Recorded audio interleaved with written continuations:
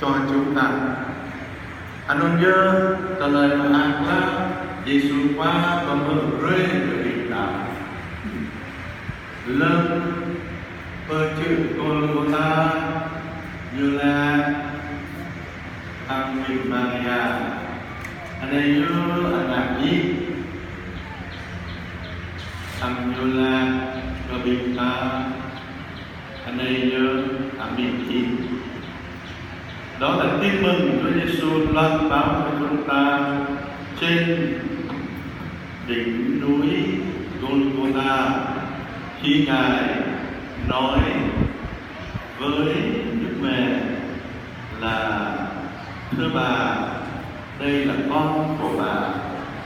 Và Ngài nói với chúng ta, Ngài bảo đây là mẹ của con.